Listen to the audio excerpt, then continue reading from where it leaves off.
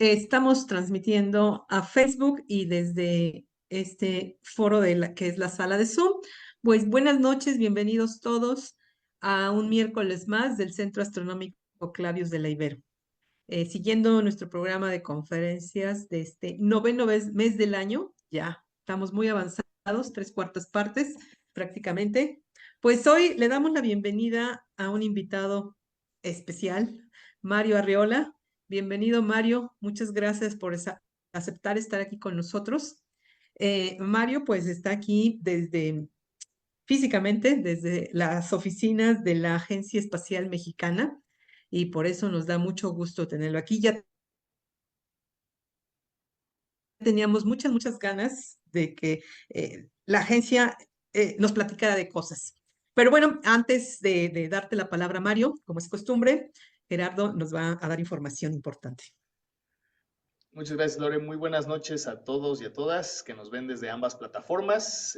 Pues sí, tenemos un invitado especial. ¿Desde cuando queríamos que alguien de la Agencia Espacial Mexicana nos diera una charla en Clavius? Y entonces hace un par de semanas, quizá ya un par de meses, que Mario y yo coincidimos en la Utopía Libertad allá en Iztapalapa, en una mesa redonda, y aproveché la oportunidad para invitarlo a Clavius y con mucho gusto aceptó. Entonces te agradecemos mucho, Mario, por estar aquí con nosotros compartiendo tu conocimiento. Y antes de darte la palabra, déjenme presentarles a el ingeniero Mario Manuel Arreola Santander, quien es gerente científico experimentado con un historial demostrado de trabajo en la industria de la aviación y aeroespacial. Es experto en life coaching, coaching empresarial, emprendimiento y planificación estratégica. Profesional de la ingeniería con una EM enfocada en la ingeniería de la Universidad Nacional Autónoma de México. Es director de divulgación de la ciencia y tecnología espacial de la Agencia Espacial Mexicana y coordinador nacional de la Semana Mundial del Espacio en México. Entonces es un experto en temas espaciales. Mario, pues muchas gracias por estar con nosotros. El foro es tuyo y si nos permites al final tener una conversación contigo y algunas preguntas, pues estaría genial. Sí, con mucho gusto. Muchas gracias por la presentación. Vámonos.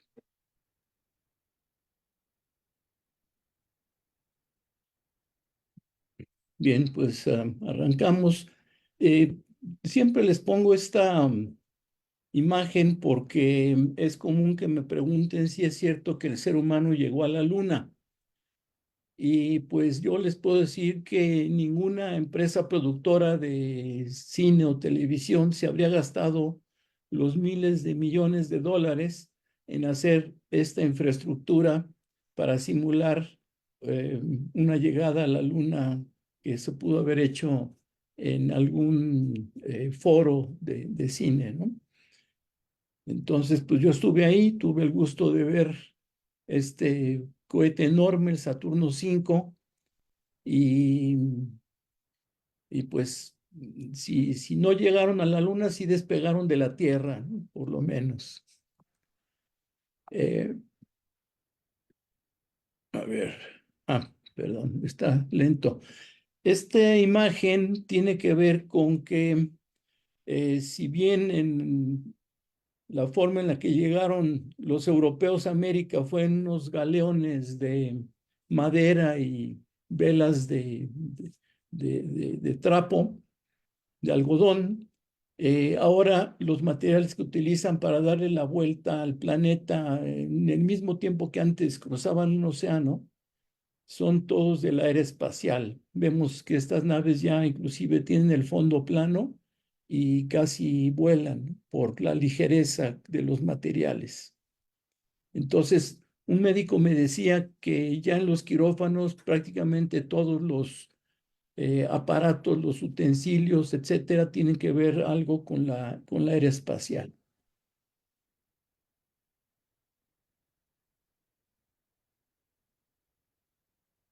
La agenda de hoy, vamos a ver cómo el espacio exterior es un reto a la vida.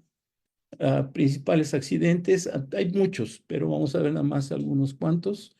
Dos grandes catástrofes y luego nos vamos a ver la empresa Boeing y su Starliner, su nave espacial, el retorno de los astronautas que están en la estación espacial y un poco de información actual.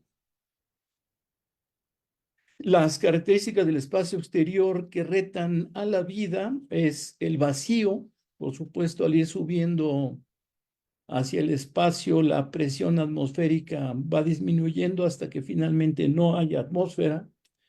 Por lo tanto, a eso le llamamos vacío.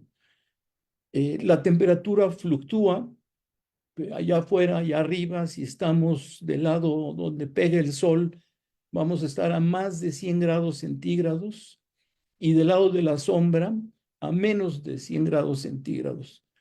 Inclusive hay astronautas que comentan cuando están afuera de la estación espacial y sienten como el sol les pega de un lado, sienten calientito un lado del traje y frío el otro lado. O sea, dentro del mismo traje están notando la diferencia de temperaturas. La radiación aquí en la Tierra, hay por lo menos un par de elementos importantes que nos protegen de la radiación del espacio. Uno es la atmósfera, ciertamente, y el otro, el campo magnético de la Tierra. Esos dos elementos evitan que nos llegue el 100% de la radiación del espacio. Si pasa algo, si nos ponemos al sol, pues vemos que sí hay radiación solar, nos quemamos y no llevamos la protección adecuada. Pero allá afuera, la radiación es más agresiva. Existe algo que se llama oxígeno atómico, que si aquí en la Tierra las cosas se oxidan, allá en el espacio inclusive los metales llegan a fundirse o a soldarse, se le llama soldadura en frío. Por eso hay que tomar ciertas precauciones. ¿Qué otra cosa necesitamos para estar en el espacio? Necesitamos energía, necesitamos algo que nos dé energía para mantener las cosas andando, los aparatos, etcétera. Y también necesitamos todo aquello que tenga que ver con el soporte de vida, que nos dé agua, alimento y nos conserve la temperatura adecuada. Entonces son los principales retos que afectan o afectarían la vida en el espacio.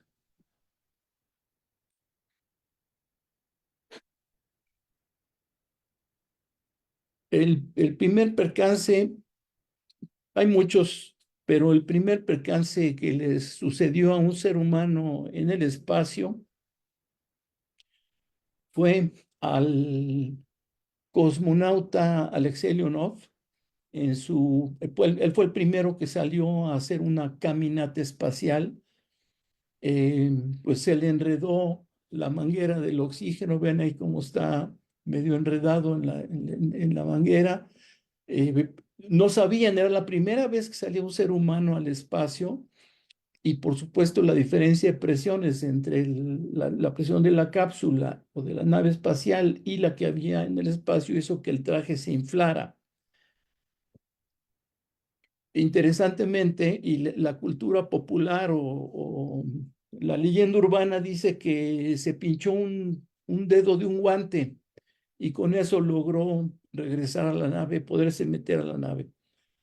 Pero, pues si estás allá afuera, no traes tijeras, no traes un alfiler, no traes nada que te permita romper el traje, ¿no? Además de que seguramente hubiera sido muy difícil. Lo que hizo fue abrir una de las válvulas del traje para perder presión y regresar a la nave. Luego pues, tuvo que enfrentar el problema de la descompresión, ¿no? De la falta de la diferencia de presión, pero eso fue algo menor. También tuvo otros problemas. El retropropulsor principal de la nave falló y el módulo de servicio no se pudo separar. Más adelante vamos a ver cómo es una nave Soyuz. Ellos regresan nada más en la parte media de la nave. Bueno, ahí está don Alexei. Tuve el gusto de conocerlo. Vino a México ahí en los años 80, a finales de los 80 vino a México a una reunión de astronautas. Tuve el gusto de saludarlo.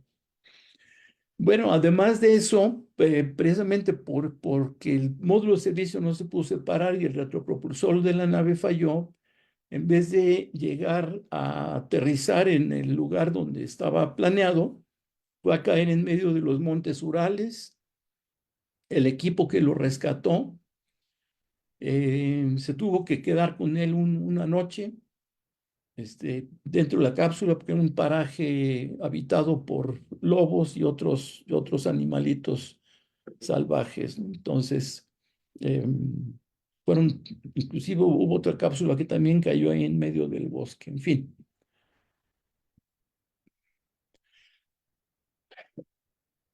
Años después, no muchos, durante una práctica dentro de las instalaciones de la NASA, estos tres astronautas del Apolo 1 tenían un ambiente rico en oxígeno dentro de la cápsula, estaban haciendo una práctica, iban a salir 2 o 3 semanas después, iba a salir la nave al espacio y hubo un cortocircuito que prendió durísimo por el ambiente rico de oxígeno de la nave y los astronautas se asfixiaron. No, hubo un incendio fuerte, no murieron quemados, aunque todo se quemó ahí adentro.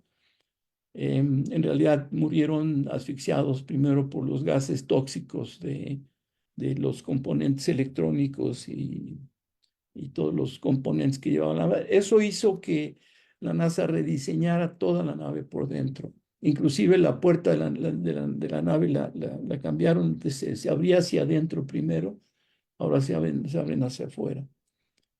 En fin, fue una dura lección para la NASA y hubo mucho aprendizaje.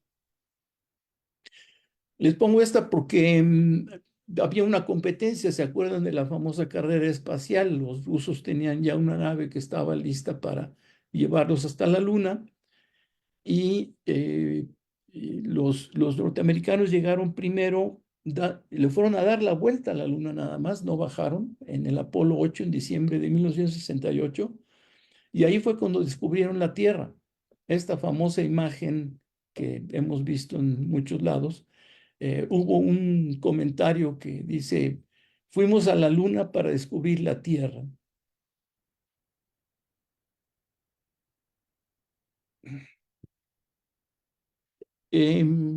Ya los rusos tenían el diseño de un lanzador, el N-1, que como pueden ver ahí, tiene 30 motores.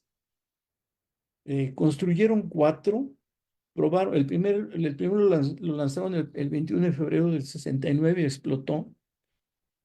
Los otros 2 también tuvieron fallas y el último intento fue el 23 de noviembre,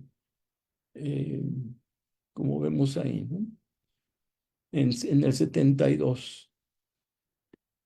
¿Qué fue lo que sucedió?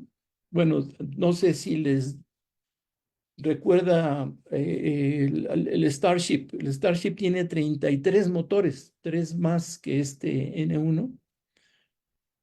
Este medía 105 metros de altura. La nave Saturno con el Apolo medía 110. Levantaba quisieron que levantara 75 toneladas la carga útil.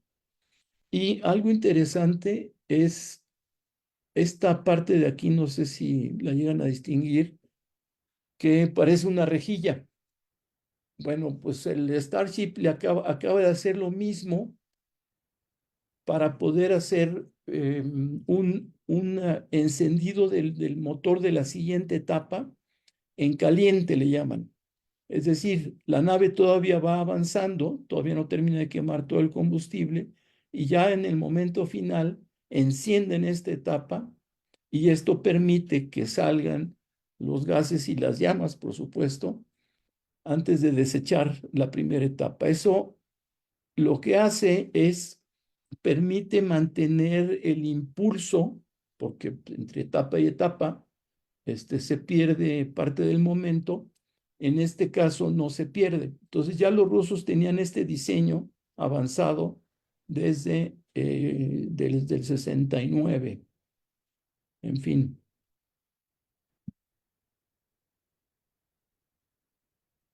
Apolo 13, yo creo que muchos de ustedes han visto inclusive la película, y ahí tenemos algo interesante porque se explota uno de los tanques de oxígeno y vuela todo un costado de la nave, causando daño en diferentes partes. Uno de los daños mayores fue en el elemento que le suministraba energía eléctrica a la nave. Además del oxígeno, también se llevó parte del oxígeno. Y las comunicaciones no se ven muy bien aquí, pero aquí daña, estos son las antenas de comunicaciones, daña parcialmente una de los receptores. Esta es una imagen real tomada por el módulo de comando una vez que se separan. Ya al llegar a la Tierra, toman esta imagen del daño causado. ¿Y cuál fue el problema? ¿Se acordarán ustedes que utilizaron el módulo de descenso, el módulo lunar, como bote salvavidas? Porque el módulo de comando no tenía energía, o tenía energía muy limitada y no se la querían gastar. Pues resulta que el módulo de comando había sido fabricado por una empresa y el módulo lunar por otra, de tal suerte que los astronautas pues estaban respirando, pero también exhalaban dióxido de carbono. Y eso eventualmente pues te mata. Si estás respirando tu dióxido de carbono pues, y no lo filtras, te mata. Y los filtros de una nave y de la otra eran diferentes. El del módulo de comando era cuadrado y el del módulo lunar cilíndrico. Este era un cubo y el otro era cilíndrico.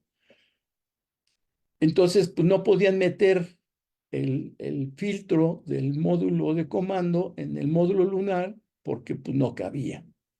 Y entonces, ese fue parte del Houston Tengo un problema, que lo resolvieron en tierra y utilizando los elementos que llevaban en la nave o en las naves, pudieron hacer funcionar mediante uno de los tubos o de las mangueras de uno de los trajes de exploración espacial, pudieron conectar el filtro al otro filtro.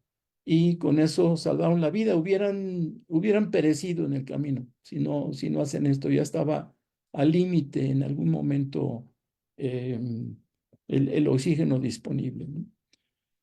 Además de eso, tuvieron otra serie de problemas. Finalmente ya sabemos que se salvaron, ¿no? En 1971, la Soyuz 11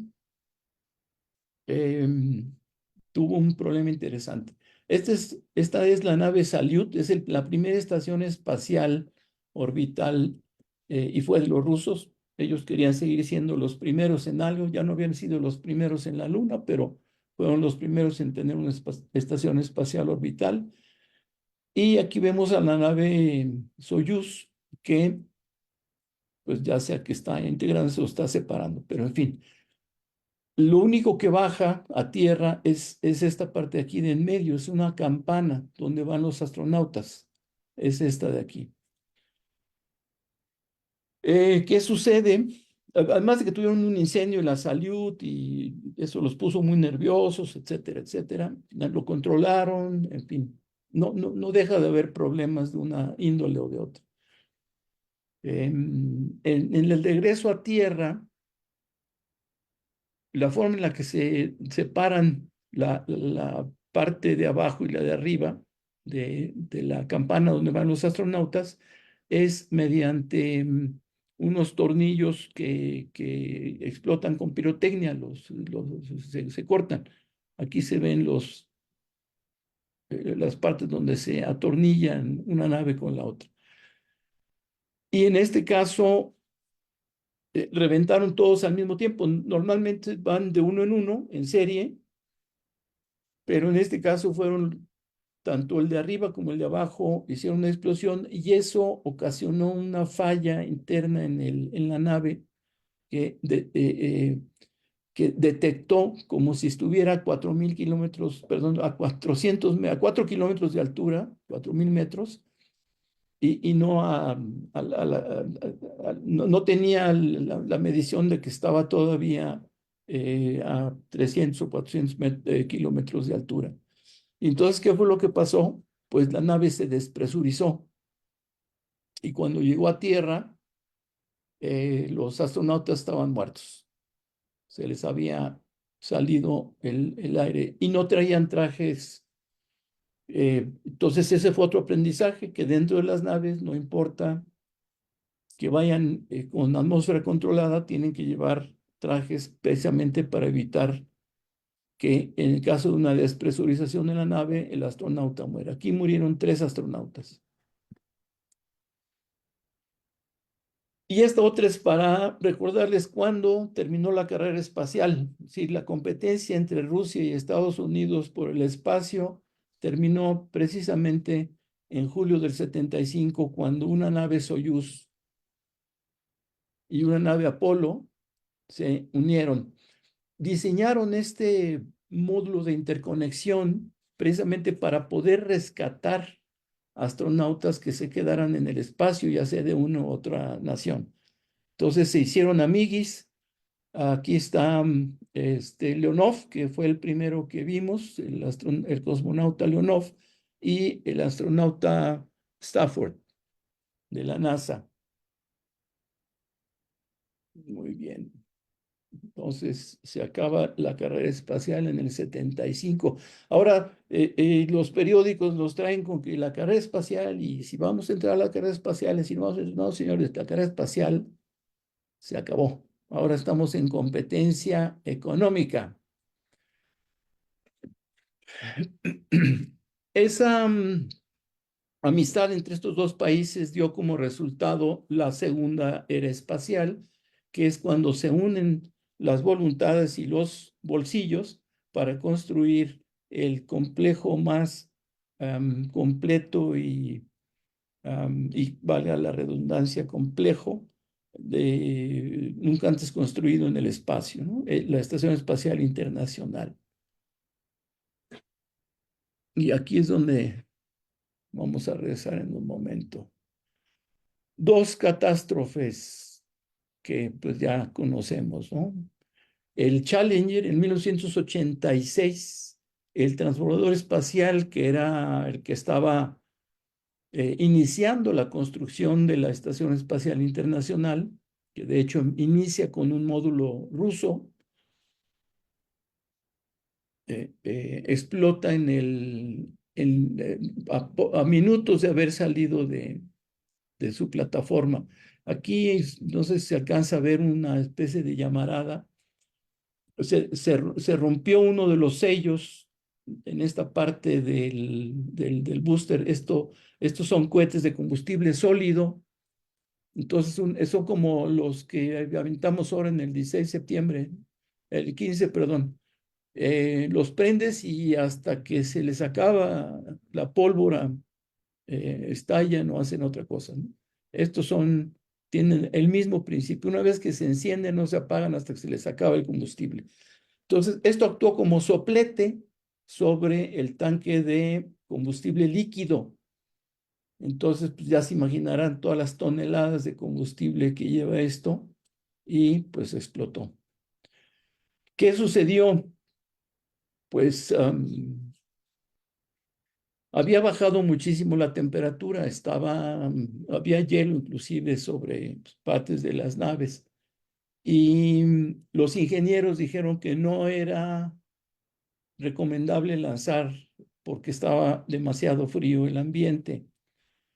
Y sin embargo, los políticos tenían la urgencia ya se había retrasado el lanzamiento varias veces, tenían la urgencia de demostrar que todavía se podía confiar en el sistema de lanzadores, y que te cuento que explotó.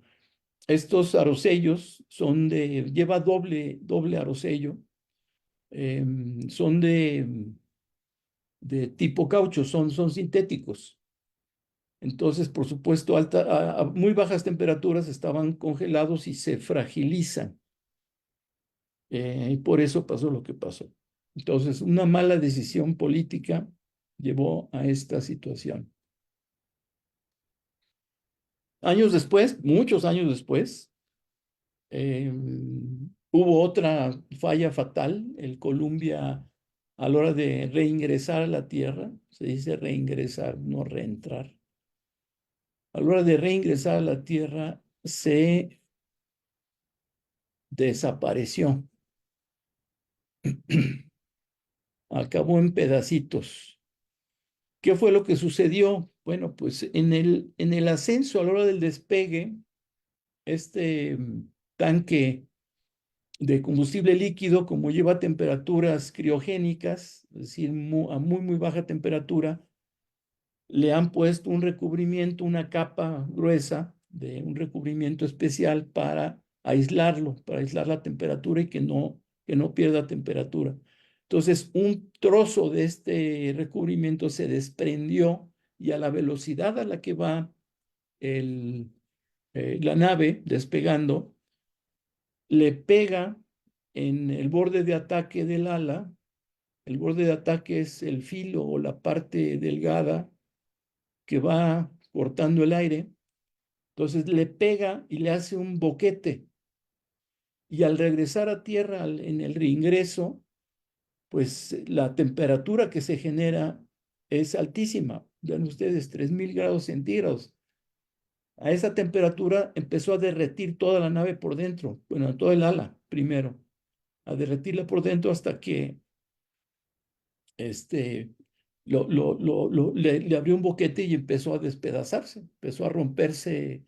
Estructuralmente le ocasionó un daño mayor y la estructura falló y se desintegró. Pero esa es otra falla que posteriormente lo que hicieron es, una vez que llega el vehículo, el transbordador, o llegaba el transbordador a la estación espacial, eh, le daban la vuelta, lo giraban para que desde la estación espacial con las cámaras vieran si tenía algún desperfecto, algún problema que pudiera reproducir las fallas, la falla del Columbia. Afortunadamente, ninguno de los 3 transbordadores que quedaron vivos tuvo ya ninguna falla. Lecciones aprendidas, bueno, para las naves espaciales del milenio, que son 3, la Crew Dragon de SpaceX, la Starliner de Boeing y el Orion de NASA. Las 3 llevan a los astronautas en una nave, colocada, dice, colocada en la parte alta del lanzador y no al costado, como el transbordador. Entonces, tal como lo hacen los rusos siguen mandando naves al espacio como siempre lo han hecho, ¿no? En la parte alta, en la punta del lanzador. Entonces, bueno, parte de las lecciones aprendidas. Por supuesto, en algún momento de la amistad, los rusos compartieron sus experiencias y fueron mejorando la seguridad de las naves al paso del tiempo. Como ustedes ven, pues aquí está la nave Soyuz rusa que tiene a los astronautas en la punta, la nave Falcon 9 de SpaceX que tiene también la cápsula Dragon en la punta, a diferencia del transbordador que llevaba a los astronautas a un lado, con lo cual el riesgo pues aumentó, como ya vimos. Preguntas para discusión. Pues esta es una discusión que no la vamos a echar porque además pues están en inglés y tiene que ver con cómo se enfrentan los riesgos de la salida al espacio, ¿no? En resumen, de incidentes y accidentes, están registradas 3 muertes por encima de los 100 kilómetros, la Soyuz 11 que ya vimos, 16 muertes por debajo de los 100 kilómetros. Los 100 kilómetros es la línea bueno, la altura a la que se considera empieza el espacio exterior. Por supuesto que no es una línea así como la que vemos en las calles o en la carretera, ¿no? Porque la atmósfera es un gas y se comporta como los gases, ¿no? Cuando hay calor, el gas se expande, cuando hay frío se contrae. 16 muertes son 15 de estadounidenses o 15 de NASA, porque hay por ahí un israelita en uno de los transbordadores, y 4 muertes de soviéticos. Además, hay otras 12 muertes durante entrenamientos. Durante los entrenamientos, y esto es del 61 al 2014. Interesantemente, después de esas 3 muertes de la Soyuz 11 del 71, no ha vuelto a morir un solo ruso o soviético desde esa época. Hay 38 incidentes no mortales, es decir, accidentes que se han suscitado en las instalaciones de NASA o de otras instituciones que tienen que ver con ensamblaje o de naves espaciales, tipos que se caen de la estructura del lanzamiento, en fin, una serie de situaciones. Y 20 muertes relacionadas con cohetes, es decir, cuando estaban diseñando los cohetes, imagínense, en 1930, en Alemania, estaban diseñando sus cohetes y les reventaban, ¿no? Les explotaban y mataban ahí a las personas. Todavía en 2007 ha habido explosiones de cohetes. Y se contabilizan también 25 muertes por accidentes laborables. Estas ya son igual en instalaciones de los proveedores, pero ya son más accidentes laborales que producidos por la explosión de una nave o de un motor o de una cosa de estas, ¿no? Y tenemos aquí la imagen de la placa que hay en Cabo Kennedy, en un sitio que está dedicado a honrar a los astronautas que han fallecido en cumplimiento del deber. Y la de abajo es una placa que dejaron los astronautas de Apolo 17, también en homenaje a los astronautas y cosmonautas que hasta 1971 habían perdido la vida en temas relacionados con el espacio, con viajes espaciales. Y tienen también aquí un pequeño como astronautita, además de la placa. Vámonos a Boeing y al Starliner. La empresa Boeing acaba de cumplir hace poco 100 años en la industria. O sea, 100 años ya era como para que tuvieran toda la experiencia del mundo acumulada y pudieran ser una empresa sólida. Sin embargo, aquí como vemos, no reporta utilidades desde 2018, que dice aquí. No es 2018, es 2018. Aquí hay un 2 de más. Bueno, este año reporta $60,000 millones en deuda.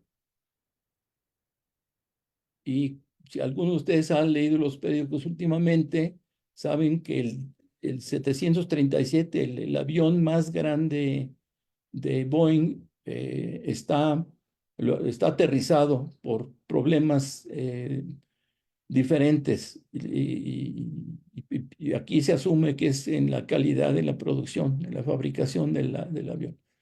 Acaba de entrar en huelga el sindicato de trabajadores, por si fuera poco, por lo que Boeing está recortando personal, está despidiendo una cantidad enorme de personas y hasta el director general de Boeing se tuvo que recortar el sueldo.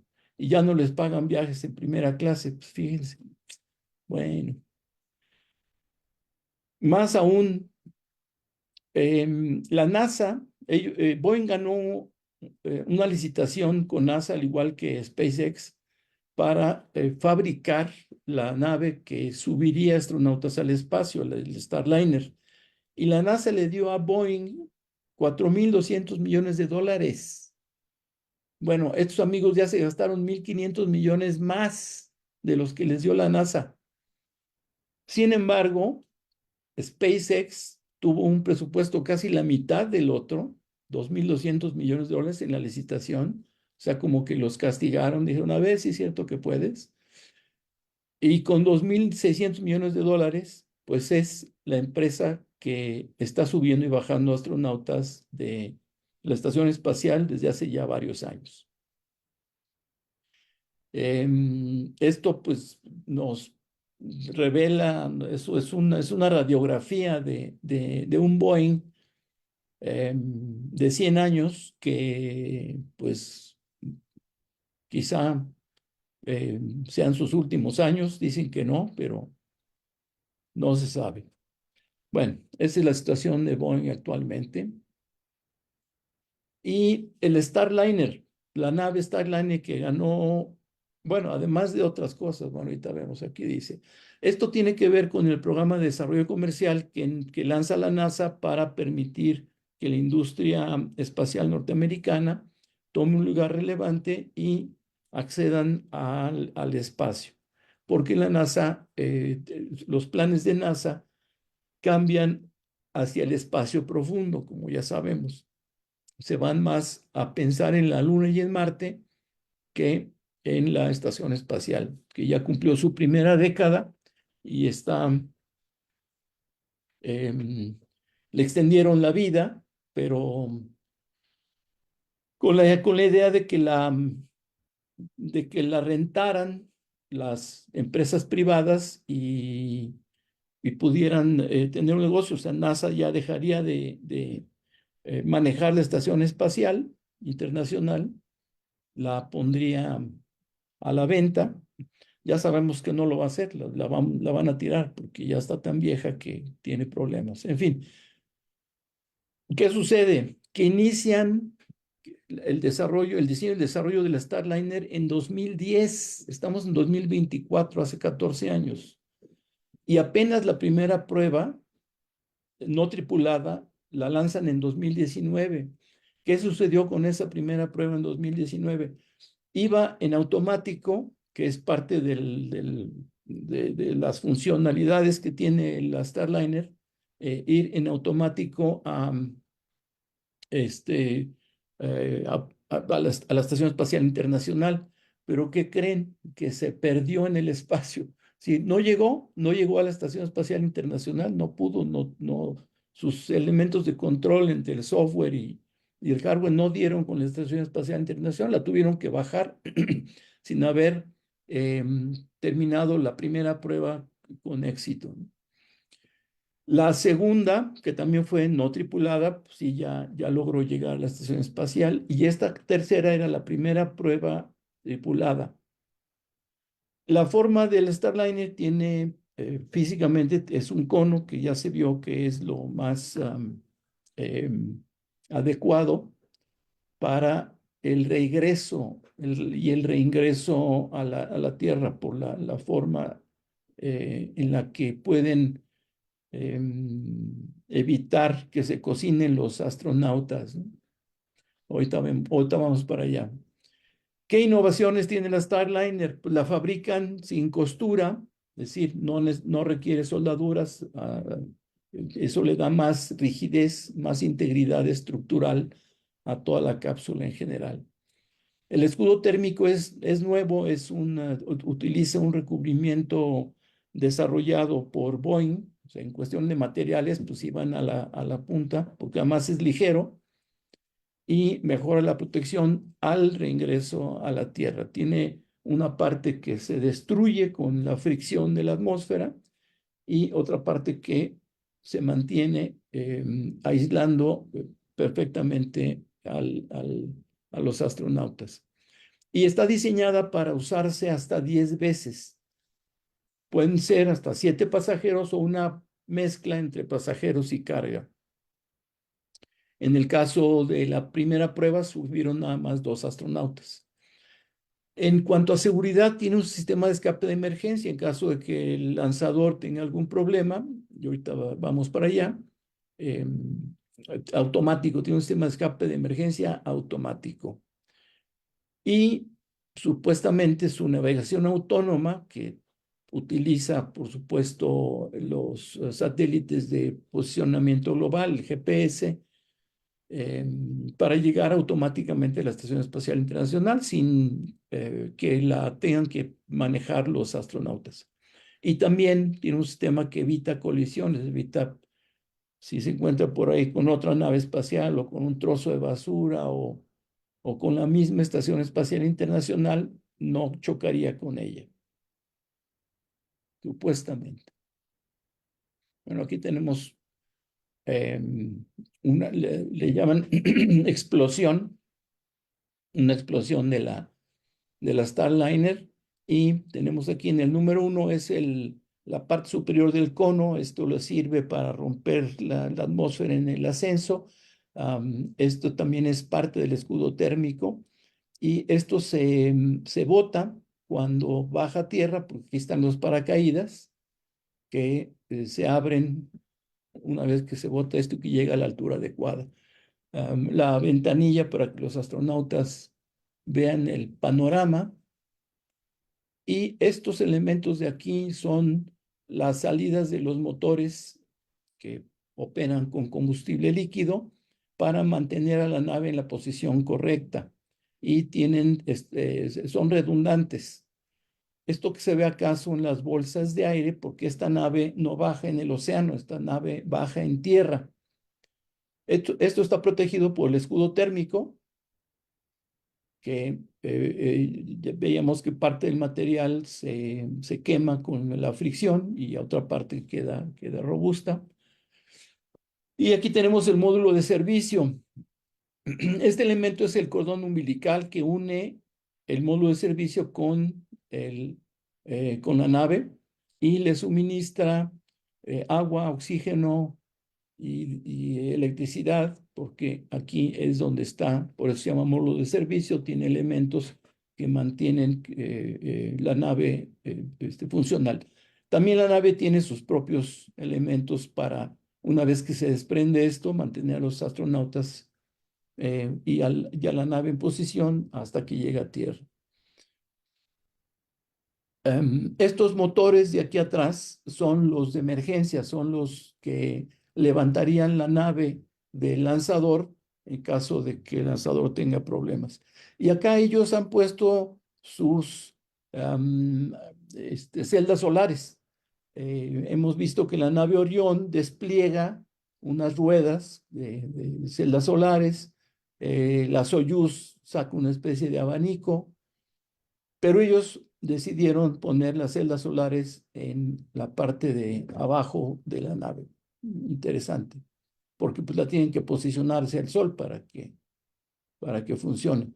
Y estos, y ahorita vamos a ver en detalle, son 4, son los motores de control de la nave, que están alimentados directamente por el módulo de servicio. Y aquí es donde tenemos uno de los primeros problemas que han surgido, y por lo cual la NASA decidió regresar la nave sin astronautas. Aquí es otro desglose. Aquí vemos cómo pueden ir 5 astronautas o 7 si no lleva carga. Este arreglo es para 5. Aquí vemos sus tanques de oxígeno y de combustible para los motores. Y para las personas. Ahí está los paneles solares. Y estos son parte de los elementos que ahorita vamos a ver que han dado mucho problema. Pero esta es una imagen real, una foto de cómo están las tuberías que conducen el combustible líquido a los diferentes motores. para que vean la complejidad de esto. Creo que el artefacto más complejo que he visto yo en mi vida es el motor del transbordador espacial, o los motores, ¿no? Ahora, pues, los motores, los Raptor de SpaceX, pero SpaceX ya nos dio una sorpresa porque ha optimizado impresionantemente. Todas estas tuberías van a presión, etcétera. Y este es el meollo del asunto. Aquí vemos que tenemos estos dos tanques, el occidente, el que sirve como oxidante y el combustible. Entonces, es que en el espacio no hay oxígeno, entonces tenemos que llevarlo, el oxígeno, en tanques para que haya la combustión. Pero ¿qué pasa? Pues resulta que en el espacio pues, todo flota. ¿Cómo voy a hacer para que el combustible y el oxidante bajen a la cámara de combustión? Pues les pongo otro gas que es inerte, que empuje el combustible y que empuje el oxidante para que bajen a la cámara de combustión. ¿Y qué voy a usar? Pues voy a usar hidrógeno, o algún otro gas, nitrógeno inerte, nitrógeno en este caso, pero es exactamente donde están las fugas. Si este tanquecito tiene fuga, pues ya no voy a poder empujar el combustible para que mueva la nave.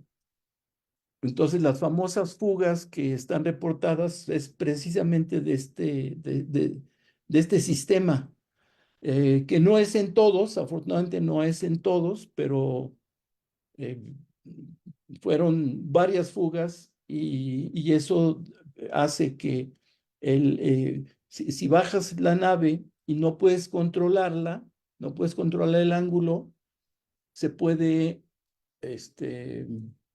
quemar, se puede desintegrar, como le pasó al transbordador. Y eso no es bueno para los astronautas. Entonces, la NASA decidió que ante las fallas de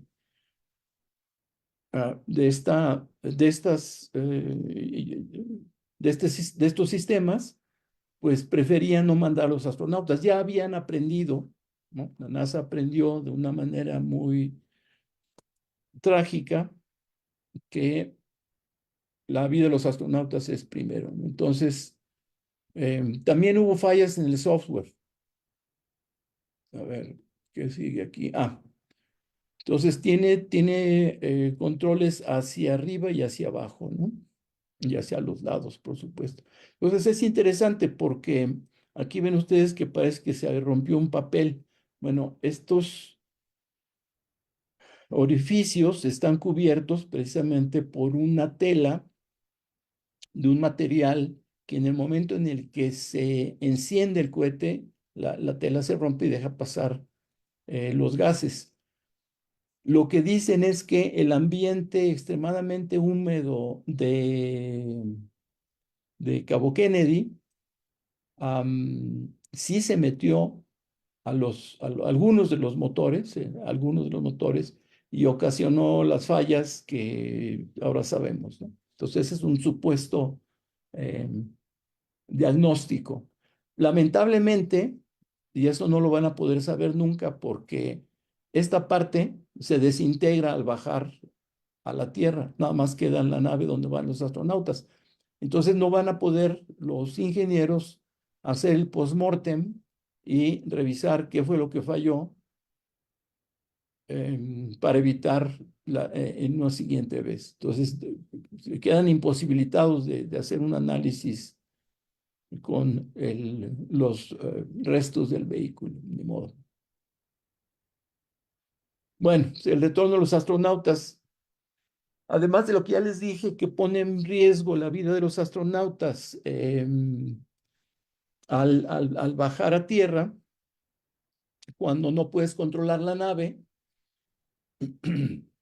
tenemos otro problemita, porque no es nada más de, bueno, les mando al taxi, les mando al Uber para que los baje, ¿no? Convierto a la cápsula Dragon de SpaceX en Uber y se bajan los astronautas. Pues, ¿qué creen? ¿Qué les digo? Que la nave Starliner tiene a sus astronautas, pero también tiene su diseño de traje espacial, que se parece mucho a los trajes rusos, porque lleva aire a presión y no lleva un casco. La cabeza la cubre la misma tela y nada más tiene un visor, la misma tela del traje. Dos son casi trajes hechos de una pieza, ¿no? Entonces, los conectores, o sea, los trajes y los conectores, la manguera, este conectorcito así tan sencillo, que se ve aquí en un costado del astronauta, pues es diferente de los de SpaceX. Entonces no pueden con sus mismos trajes cambiar de nave y bajar como lo hizo esta chica en la película, eh, este, la película que dirigió este mexicano. Bueno, se me escapa. A ver, entonces aquí hay una comparación de los tres tipos de traje. Entonces, tanto de un lado como del lado de la nave, el conector es diferente. Aquí vemos que el traje de Orión, que son los nuevos trajes de la NASA, también tiene un conector lateral, pero el enchufe del otro lado es diferente del enchufe de este. Y aquí es donde vemos que debe haber estándares. Ya les había pasado con el viaje Apolo, con el Apolo 13. Pues no, ahí sí no han aprendido que tienen que pensar en que si van a rescatar astronautas, pues tienen que facilitar la forma en la que con sus propios trajes bajen a tierra. En el traje de SpaceX se le levanta, no se ve, pero se le levanta aquí en el muslo un trozo de la tela y se descubre el conector, que es cuadrado o más plano, es diferente. Entonces la manguera y el conector son diferentes en los tres casos. Entonces tienen que subir, para que bajen con SpaceX, les tienen que subir a los astronautas dos trajes, pues que ahorita todavía son hechos a la medida, a ver cómo le hacen para tomarles. ¿Les van a mandar un sastre primero? ¿Qué van a hacer? Es una buena pregunta. Bien, ya nada más para concluir, rápidamente les comento cosas que seguramente ustedes ya también saben. La tercera era espacial la inicia precisamente la intención de regresar a la Luna. La misión de retorno a la Luna de camino a Marte, como ustedes saben, se llama Artemisa. Artemisa es la hermana gemela de Apolo. Apolo fue el programa que llevó al ser humano a la Luna. Y como ahora va a ir la primera mujer, pues, ¿por qué no tomar el ejemplo de la hermana de Apolo, ¿no? Y ahora ya no es una sola nación la que va a llegar a la Luna de manera única, ya es pues no sé si es un consorcio o un conglomerado. México ya firmó los acuerdos de Artemisa para ser parte del regreso a la Luna y estamos buscando en qué nos integramos para tener un lugarcito en el regreso a la Luna. ¿Cómo vamos a llegar a la Luna? Bueno, el que ya llegó a la Luna es la nave Orión, sin tripulación. Precisamente en el 2022, en noviembre, la nave Orión, así como la ven aquí, se fue. Este también tiene sus paneles. Miren. También se fue a darle la vuelta a la Luna para probar que la trayectoria, o sea, la humanidad o el ser humano sigue teniendo el conocimiento y el manejo de la trayectoria para llegar a la Luna. En este superlanzador que ya está teniendo problemas, ¿qué les digo? Ya está teniendo problemas. Pero por lo pronto ya salió. Hay 3 vuelos o 3 viajes de Artemis. Artemis 1, que fue el primero. Artemis 2 va a llevar tripulación. Supuestamente a finales del año que entra se lanza Artemis 2 a darle la vuelta a la Luna. No van a bajar, pero ya van a llevar tripulación. Igual van a ir dos hombres y una mujer. Y va a ir el primer no norteamericano, va a ser un canadiense, que ya tiene su boleto o su asiento para ir a darle la vuelta a la luna un fin de semanita y regresar a tierra. Entonces, hay cosas interesantes que vienen en el futuro para la humanidad y para México también. Los invito y les recuerdo que ya viene la Semana Mundial del Espacio del 4 al 10 de octubre. El lema de este año es Espacio y Cambio Climático, muy propio, muy adecuado para la época. Y pueden obtener más información en la página sme-mediomexico.space. Ahí está toda la información, dense de alta, desarrollen alguna actividad, regístrenla. Es muy divertido. Viene el Congreso Nacional de Actividades Espaciales que hemos hecho desde hace 4 años. Esta es la 5ª emisión. Va a ser en Matamoros, Tamaulipas, en noviembre, el 7 y 8 de noviembre. El 7 y 8 de noviembre tenemos un programa muy interesante, muy bonito, con participación. Va a ser binacional. Vamos a tener participación de universidades, de Brownsville, la Universidad de Texas en el Valle del Río Grande, así se llama. Y estamos invitando a SpaceX. No sabemos si nos van a mandar a alguien. No creo que venga Elon Musk, porque es muy caro el señor, pero vamos a poder ver el spaceship ahí desde Matamoros. Bienvenidos todos. La revista de divulgación hacia el espacio de la Agencia Espacial Mexicana, pues ahí tenemos todos los chismes, digo, todas las noticias y artículos interesantes que tienen que ver con el espacio, con la astronáutica. Nosotros somos astronáuticos, aunque impulsamos el tema de la astronomía porque es la forma más fácil de que las chicas, los chicos, los niños, las niñas, los jóvenes se acerquen al conocimiento técnico, a la ciencia, y además, pues inicialmente no necesitan más que sus ojos para ver al espacio y aprender cosas, como me las enseñó mi tío cuando me dijo: esas 3 estrellas son el cinturón de Orión. Órale. Y bueno, los invito a los jóvenes que estén viendo la presentación a participar con ponencias. Cada vez hay más mexicanos, más estudiantes mexicanos que presentan ponencias en el Congreso Internacional de Astronáutica. Este año va a ser el mes que entra ya estamos a dos minutos, en Italia. En Italia. Esto fue en Washington. Ahí tenemos un motor cohete. Es lo que les decía yo, es la cosa más compleja que he visto. Tiene una cantidad de tubos retorcidos. Yo no sé cómo los ingenieros lo hacen para calcular la presión y que, bueno, que les funcione y que nos... Y bueno, hay una empresa mexicana que está fabricando esta parte, o sea, vamos a llamarle las campanas, para SpaceX. Y no puedo decir más porque hay un acuerdo de confidencialidad, pero México ya tiene gente en el espacio. Y bueno, pues el futuro es hoy. Aquí vemos al Starship en su vuelo más reciente.